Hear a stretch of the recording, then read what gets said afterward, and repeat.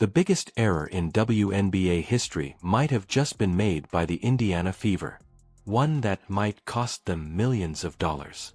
Nobody is discussing what's going on behind the scenes, which is far more explosive. Imagine this. Finally, a generational rookie joins your team. She breaks ratings records overnight, sells out arenas that have been empty for years, and all of a sudden your team is important again. What is the answer, then? No one seemed to be questioning why you kept bending her. This will blow your head, so let's start with the money.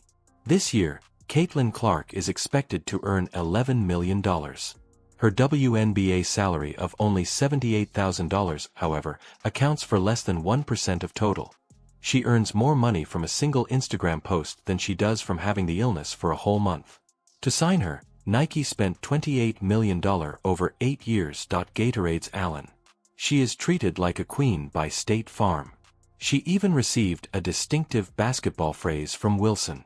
While the Fever couldn't even keep her healthy for more than 3 games in a row, every company you can think of is queued up with open wallets. In relation to health, isn't it odd? Throughout college, Caitlin never missed a game. She played despite pain and dominated every night for 4 years in a row at Iowa.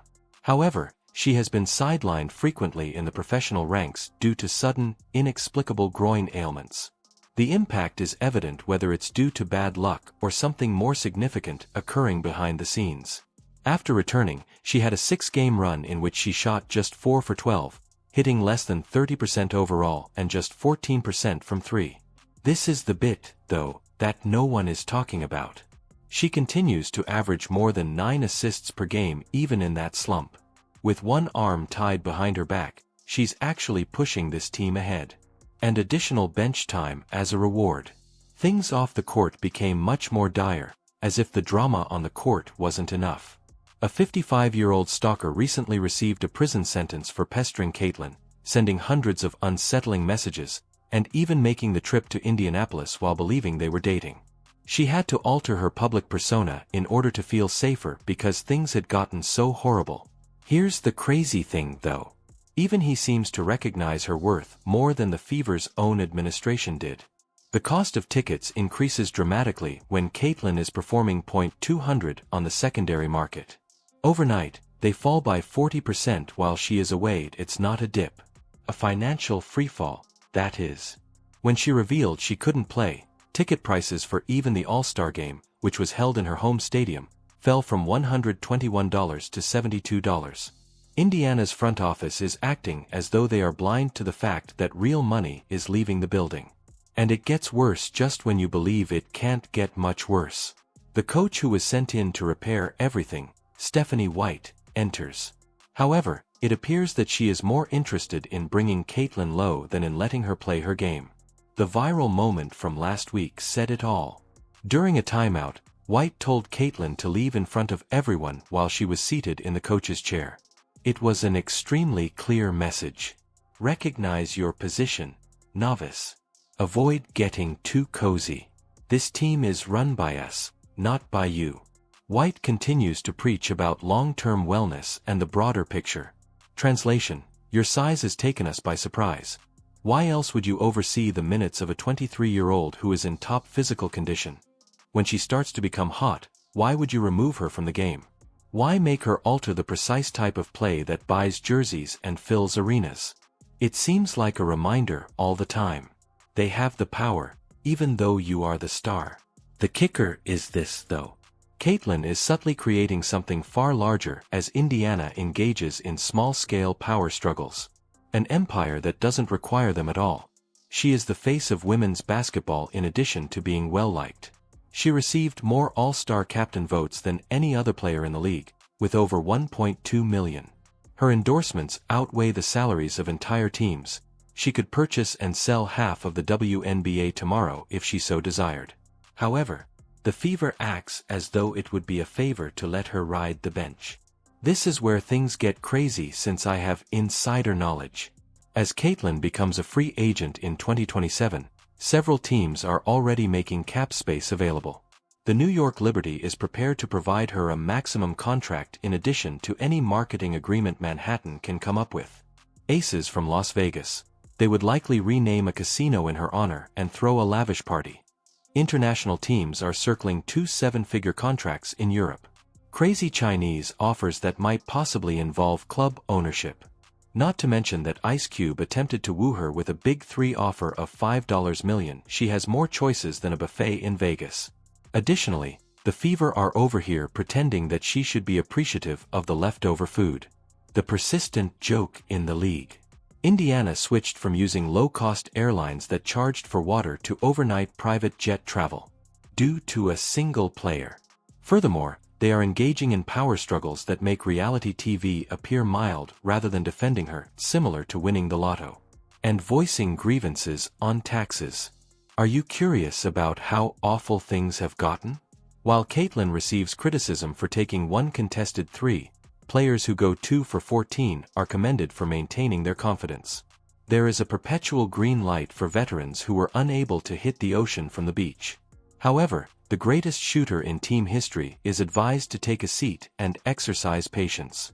Referees are shaking their heads because the double standard is so blatantly apparent. And this statistic should infuriate every fan. WNBA players only receive 9% of league earnings. In contrast, NBA players receive 50%. What happens when Caitlyn arrives, increases attendance by 40%, and drives retail sales by 500%? They are exerting every effort to drive her away. The funniest thing is that Fever management genuinely believes they have power in this situation. They believe that Caitlyn is more in need of them than of them. They are completely mistaken if they believe that she needs them more than they need her. Despite only being 23 years old, Caitlyn Clark already has a net worth of around $5 million. Long after she hangs up her jersey, she will have endorsements that will safeguard her future. Additionally, she has a devoted following that would follow her to Antarctica if she established a Penguin basketball league. The following statistic should chill every executive in Indianapolis. 86% of supporters responded negatively when asked if they would continue cheer for the Fever if Caitlyn left. It goes beyond simple loyalty. Obsession is what that is. That isn't a following. That army is on the move. The name on the front was not the reason these people purchased Fever jerseys. The name on the back is why they purchased them. And if you believe that I'm overstating the amount of pressure she endures, consider what transpired in Connecticut during the playoffs. They said Jonah Carrington struck Caitlyn in the eye by accident. Carrington became defensive when reporters questioned him about it, and the Suns' leadership attempted to coerce the media into removing it. Caitlyn experiences that degree of jealousy each and every night. The worst aspect is that she won't even have support from her own squad. The figures are honest. 1 million people watch games when Caitlyn is playing. They have trouble reaching 200,000 without her. She essentially dominated ESPN's coverage of the WNBA, and when she is off the court, social media interest plummets by 70%. She serves as the league's marketing department in addition to being a player. The chatter quickly dies without her. At this point, the temperature is becoming frightening. Caitlyn's close friends and family are speculating that she is already considering leaving Indianapolis. Everything is becoming worse, including the frequent injuries, the strange coaching choices, and the management's lack of support. She went from being the league's most brittle superstar to Iron Woman in college, never missing a game. And people are beginning to question what's actually happening in this situation. The most absurd thing is that the Fever might resolve this issue tomorrow. Anyone who doesn't know what they have should be fired. Coaches should be brought in to allow Caitlyn to be herself. Instead of making her use an antiquated, ineffective system, rally the entire team around her. Give her the franchise's keys, then watch the money come in. However, they won't, since ego is more important than economy in Indianapolis. The story is told by the numbers. Cities that attract talent from across generations either create dynasties or become cautionary tales. The Fever are currently racing in the direction of that second route. They are on the verge of being the squad that lost Caitlyn Clark. The franchise that mishandled the biggest star in the history of women's basketball. I can hear murmurs. Additionally, keep in mind that you heard it here first. Caitlyn's camp is already looking into possibilities. They are testing foreign waters, establishing connections in different markets, and setting the framework so that when the time comes, she will have a place to land that truly values her, not tomorrow or next season. It's almost poetic in its irony. Desperate for attention, the Indiana Fever played in front of empty crowds for years, pleading for relevance. Then, suddenly, Caitlin Clark collapses onto their lap. A present from the gods of basketball. A once-in-a-generation celebrity with the power to make all the difference. I promise that Caitlin Clark won't be sporting a Fever shirt in 2 years. She will be playing for fans who genuinely want her to succeed and earning 3 times as much money as Indiana could ever hope to provide in New York, Vegas, or possibly even abroad. The Fever will immediately return to being irrelevant, to half-empty arenas, and to being a footnote in the history of basketball. The worst part comes next. The whole catastrophe could have been avoided.